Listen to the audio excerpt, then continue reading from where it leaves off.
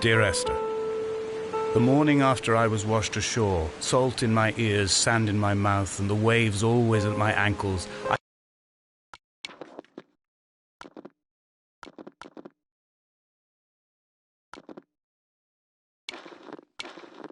felt as though everything had conspired to this one last shipwreck. I remembered nothing but water, stones in my belly, and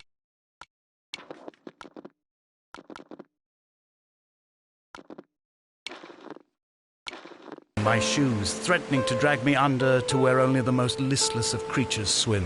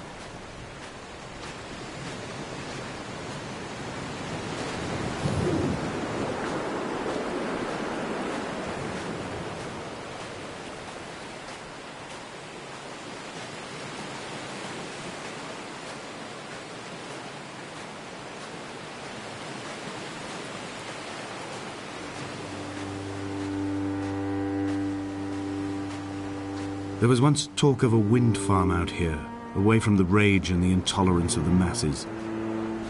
The sea, they said, is too rough for the turbines to stand. They clearly never came here to experience the becalming for themselves. Personally, I would have supported it.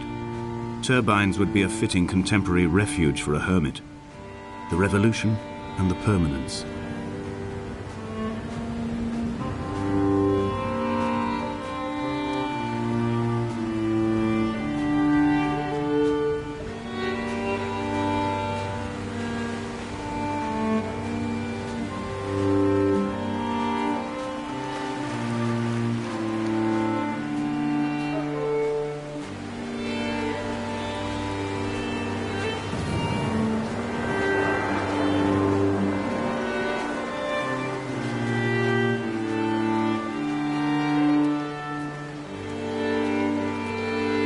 Dear Esther, I found myself to be as featureless as this ocean, as shallow and unoccupied as this bay, a listless wreck without identification. My rocks are these bones, and a careful fence to keep the precipice at bay. Shot through me caves, my forehead a mount. This aerial will transmit into me so. All over exposed, the nervous system, where Donnelly's boots and yours and mine still trample. I will carry a torch for you. I will leave it at the foot of my headstone. You will need it for the tunnels that carry me under.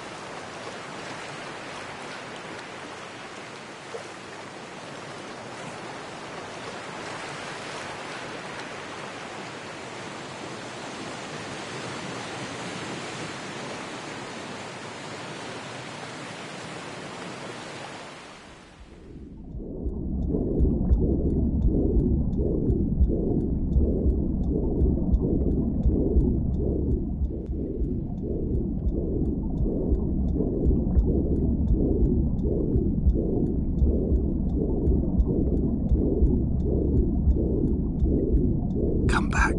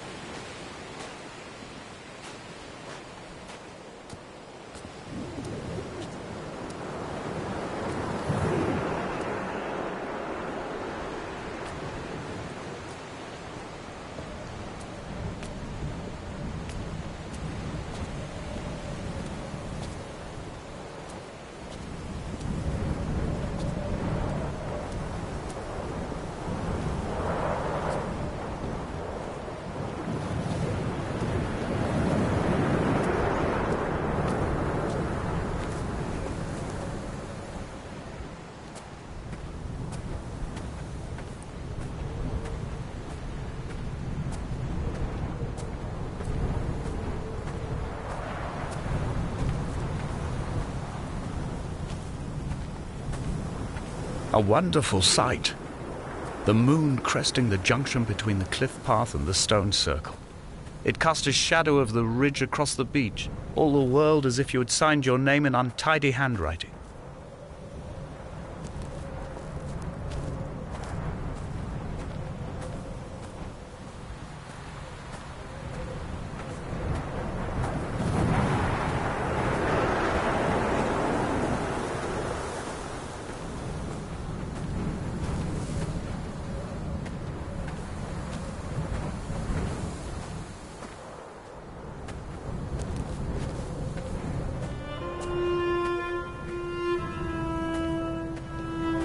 When someone had died or was dying, or was so ill they gave up what little hope they could sacrifice, they cut parallel lines into the cliff, exposing the white chalk beneath. You could see them from the mainland or the fishing boats, and know to send aid or impose a cordon of protection, and wait a generation until whatever pestilence stalked the cliff paths died along with its hosts. My lines are just for this, to keep any would-be rescuers at bay. The infection is not simply of the flesh.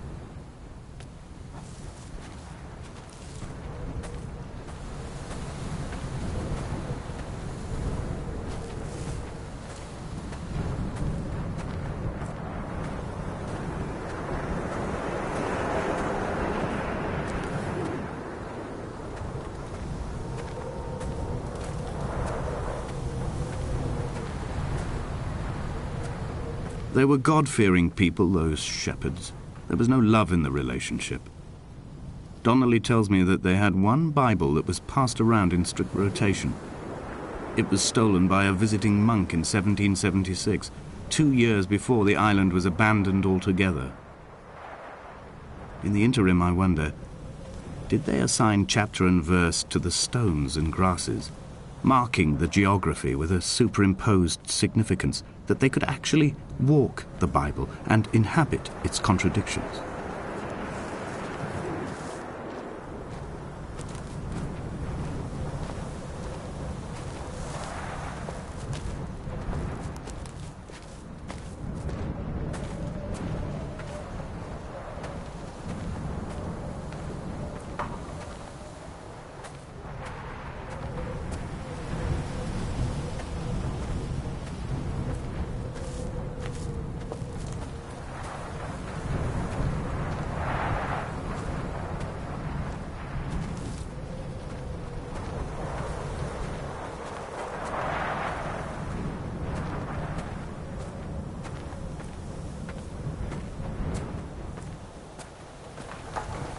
Dear Esther, I met Paul.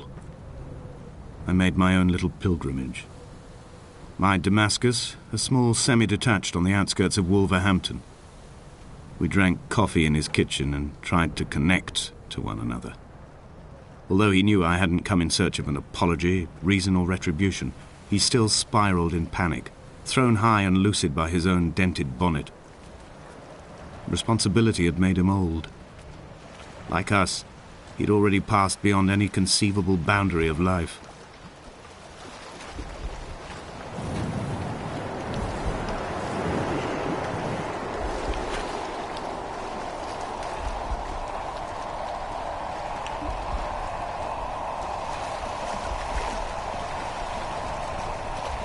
I find myself increasingly unable to find that point where the hermit ends and Paul and I begin.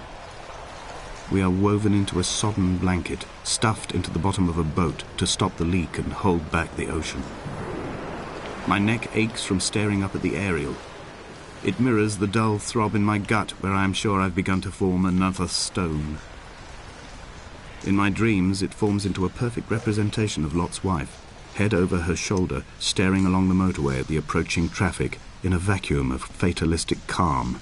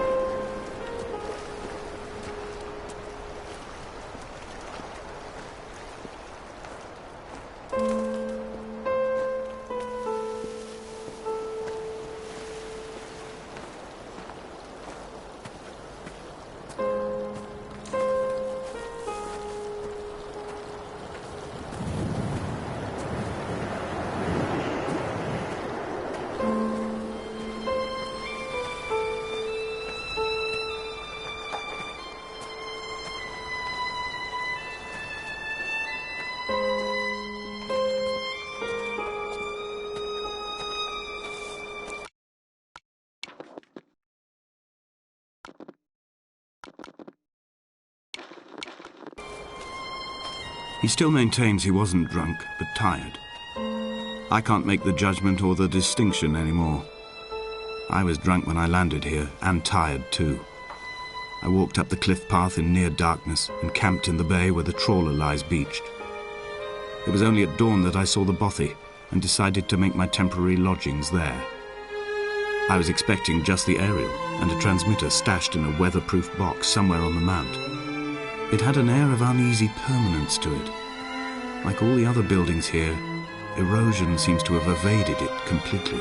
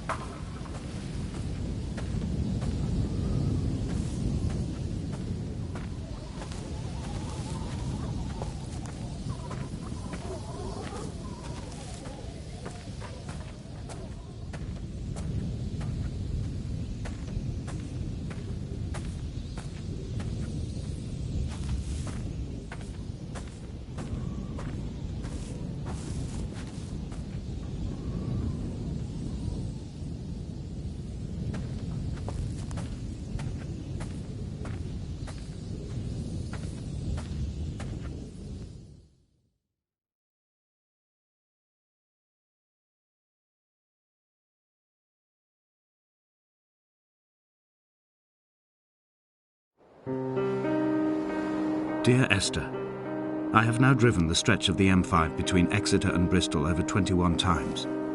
But although I have all the reports and all the witnesses and have cross-referenced them within a millimetre using my Ordnance Survey maps, I simply cannot find the location. You'd think there would be marks to serve as some evidence. It's somewhere between the turn-off for Sanford and the welcome brake services, but although I can always see it in my rear-view mirror, I have as yet been unable to pull ashore.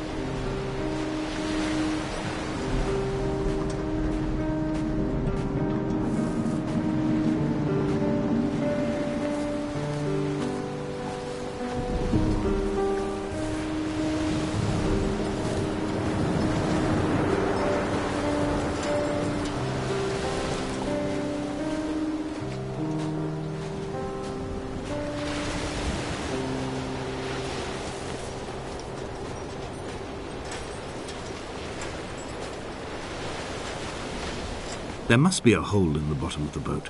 How else could new hermits have arrived?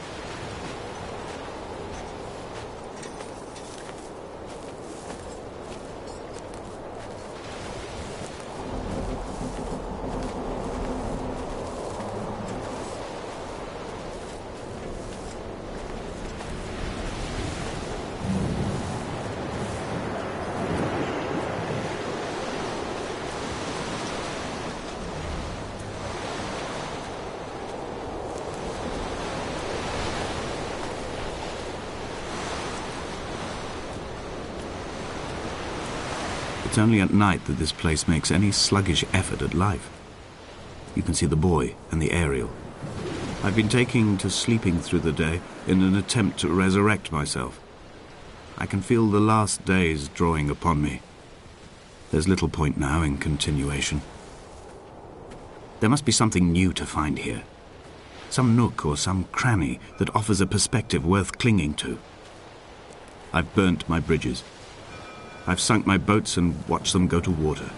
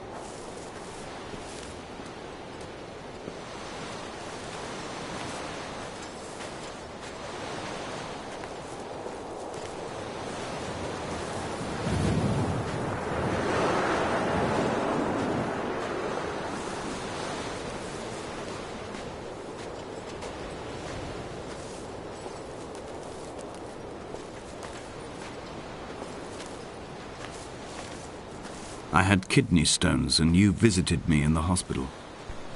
After the operation, when I was still half submerged in anesthetic, your outline and your speech both blurred. Now my stones have grown into an island and made their escape, and you have been rendered opaque by the car of a drunk.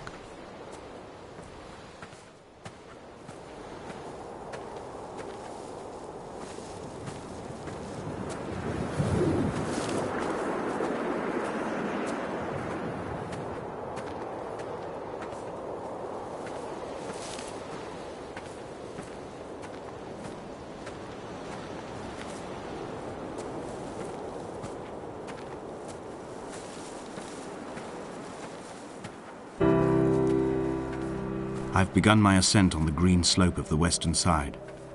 I've looked deep into the mountain from the shaft and understood that I must go up and then find the way under. I will stash the last vestiges of my civilization in the stone walls and work deeper from there. I'm drawn by the aerial and the cliff edge. There is birth waiting for me there.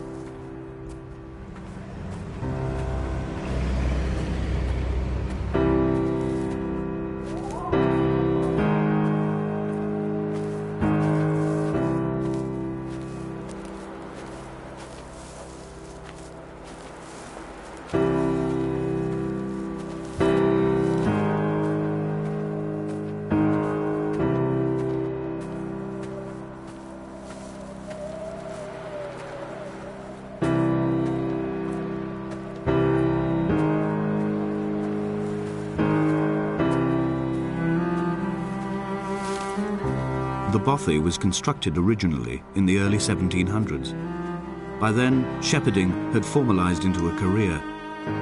The first habitual shepherd was a man called Jakobsen, from a lineage of migratory Scandinavians.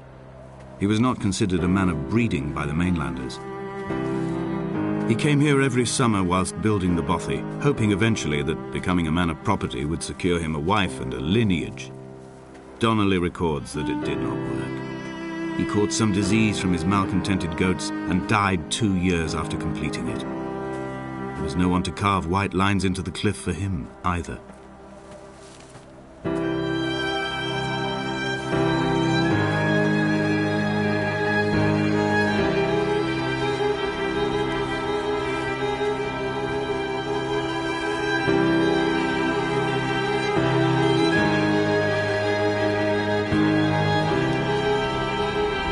Inventory.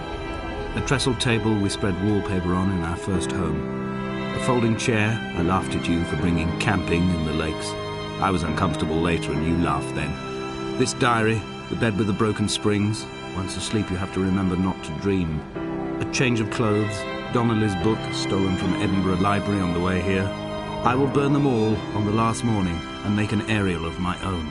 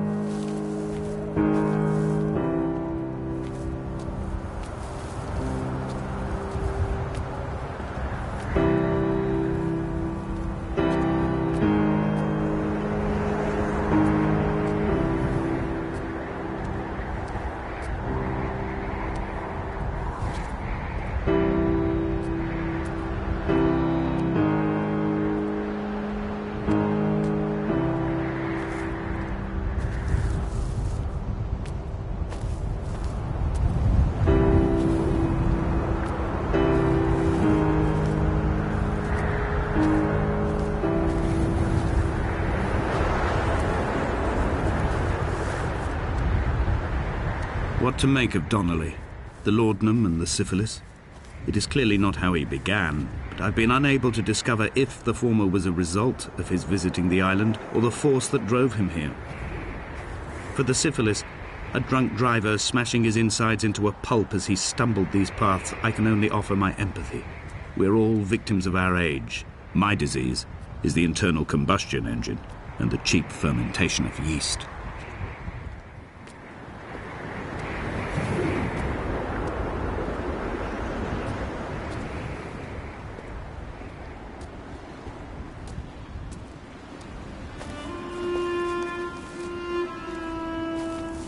They found Jakobsen in early spring. The thaw had only just come.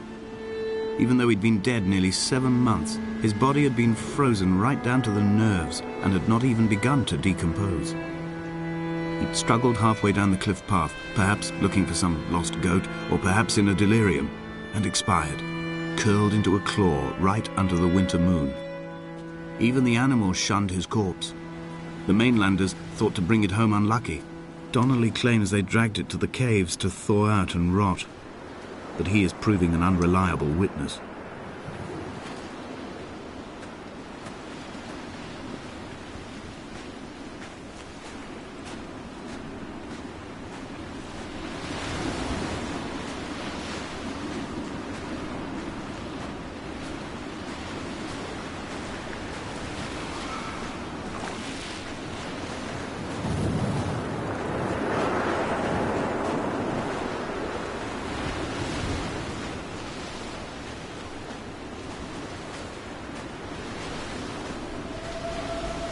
Climbing down to the caves, I slipped and fell and have injured my leg. I think the femur is broken. It is clearly infected. The skin has turned a bright, tight pink, and the pain is crashing in on waves, winter tides against my shoreline, drowning out the ache of my stones. I struggled back to the bothy to rest, but it has become clear that there is only one way this is likely to end. The medical supplies I looted from the trawler have suddenly found their purpose. They will keep me lucid for my final ascent.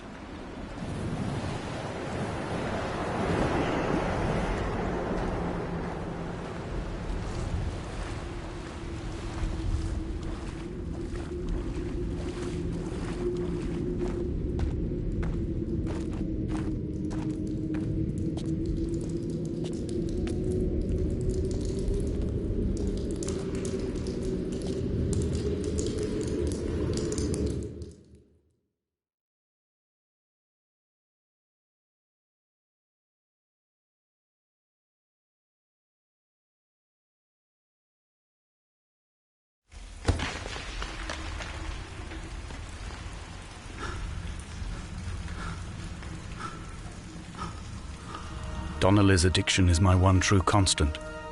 Even though I wake in false dawns and find the landscape changing, flowing inconstantly through my tears, I know his reaching is always upon me.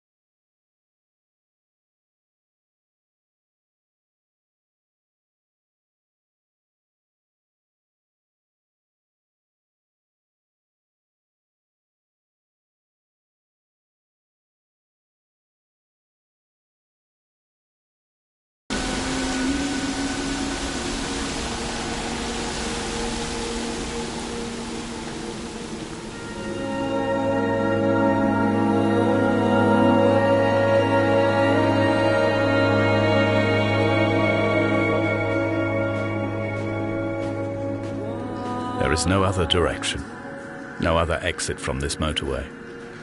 Speeding past this junction, I saw you waiting at the roadside, a one last drink in your trembled hands.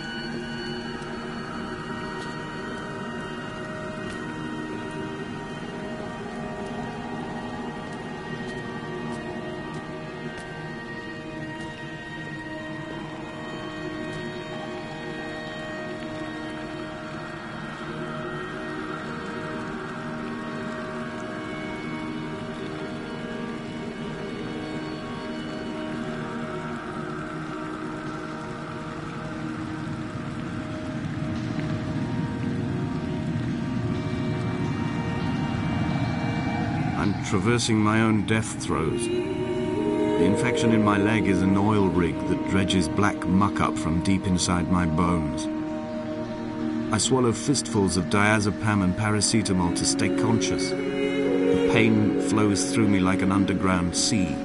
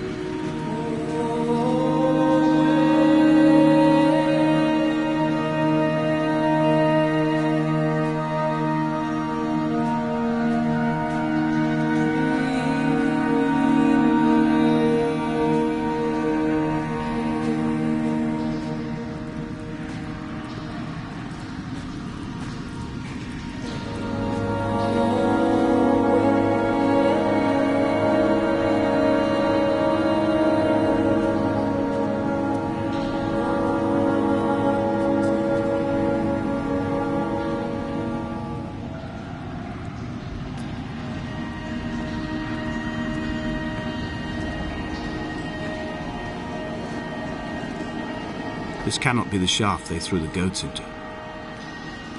It cannot be the landfill where the parts of your life that would not burn ended up. It cannot be the chimney that delivered you to the skies. It cannot be the place where you rained back down again to fertilize the soil and make small flowers in the rocks.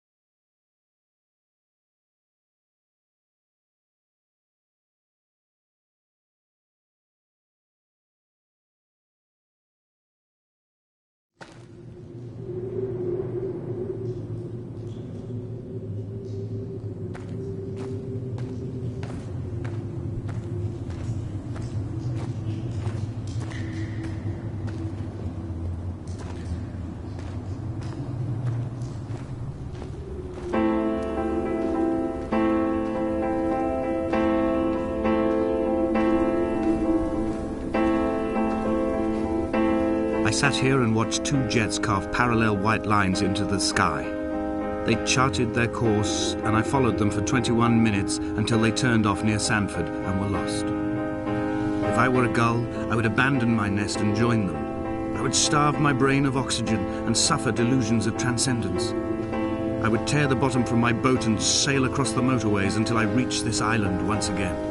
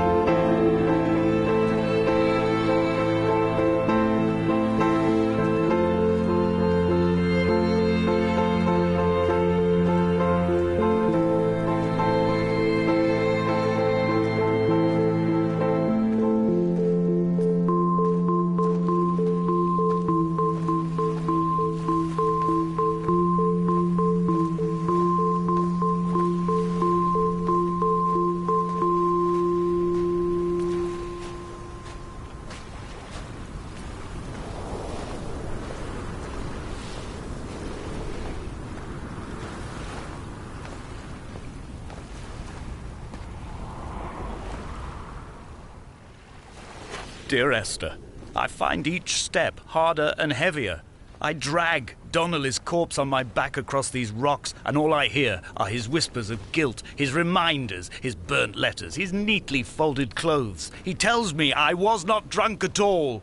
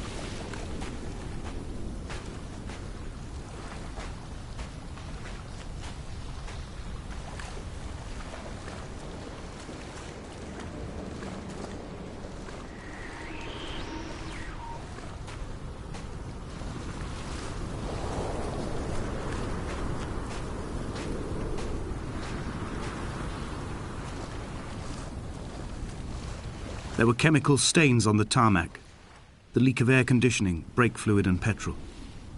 He kept sniffing at his fingers as he sat by the roadside, waiting as if he couldn't quite understand or recognize their smell. He said he'd been travelling back from a sales conference in Exeter. He'd stopped for farewell drinks earlier, but had kept a careful eye on his intake. You could hear the sirens above the idling traffic.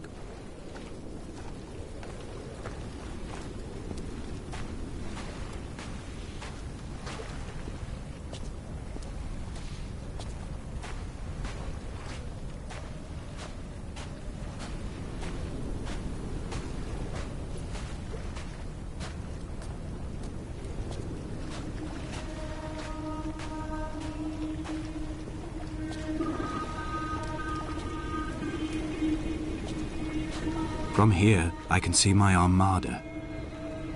I collected all the letters I'd ever meant to send to you, if I'd have ever made it to the mainland, but had instead collected at the bottom of my rucksack, and I spread them out along the lost beach. Then I took each and every one, and I folded them into boats. I folded you into the creases, and then, as the sun was setting, I set the fleet to sail. Shattered into 21 pieces, I consigned you to the Atlantic, and I sat here until I'd watched all of you sink.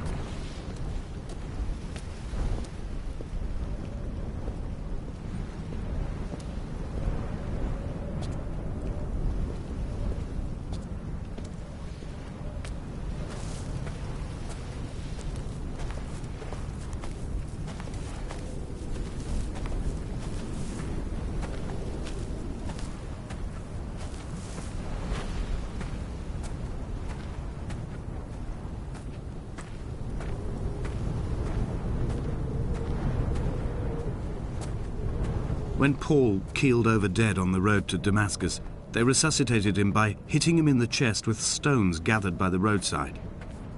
He was lifeless for 21 minutes, certainly long enough for the oxygen levels in his brain to have decreased and caused hallucinations and delusions of transcendence. I'm running out of painkillers, and the moon has become almost unbearably bright.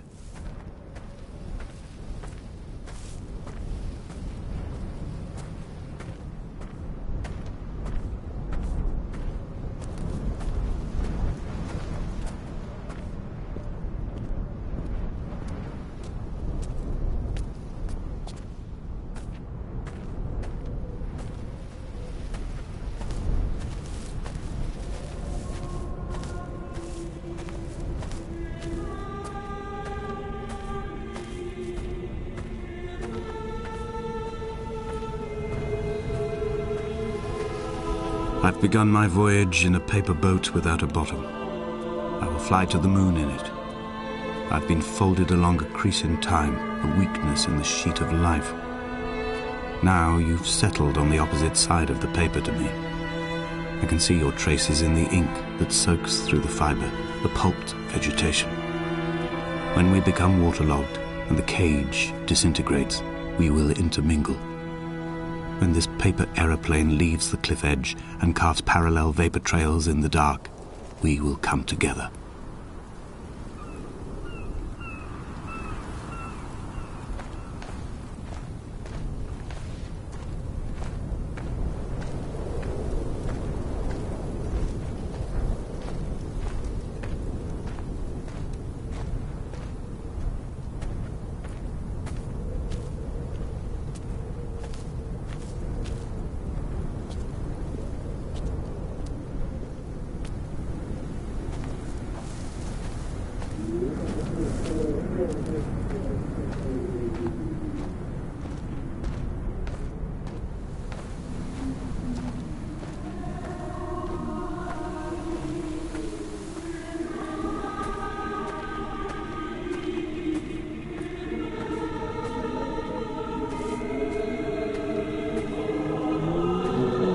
If only Donnelly had experienced this, he would have realized he was his own shoreline, as am I. Just as I am becoming this island, so he became his syphilis, retreating into the burning synapses, the stones, the infection.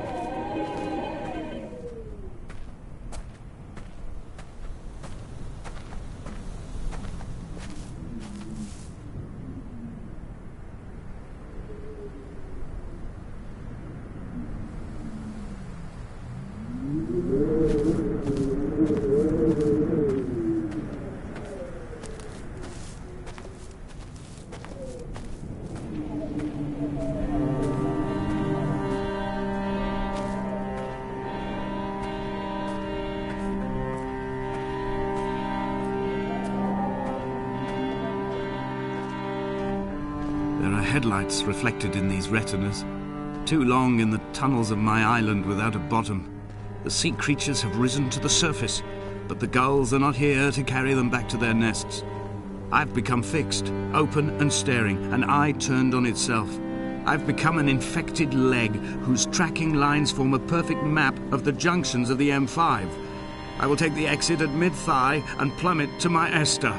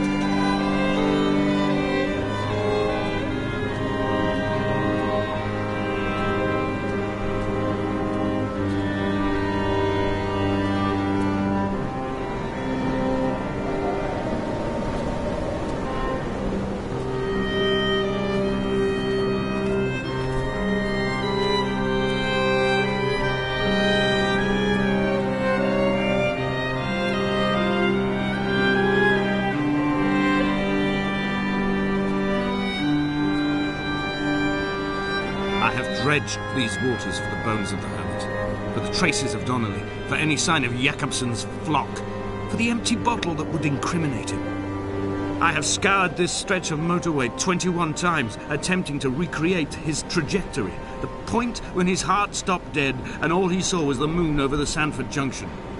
He was not drunk, Esther. He was not drunk at all, and it was not his fault. It was the converging lines that doomed him. This is not a recorded natural condition. The gulls do not fly so low over the motorway and cause him to swerve. The paint scored away from his car in lines like an infection, making directly for the heart.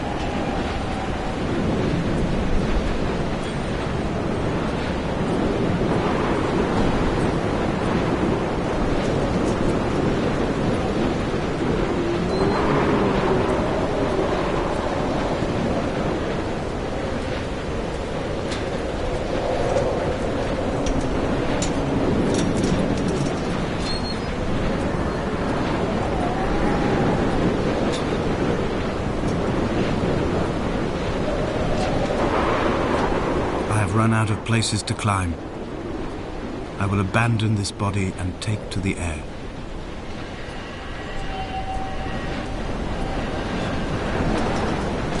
Dear Esther, I have burnt my belongings, my books, this death certificate.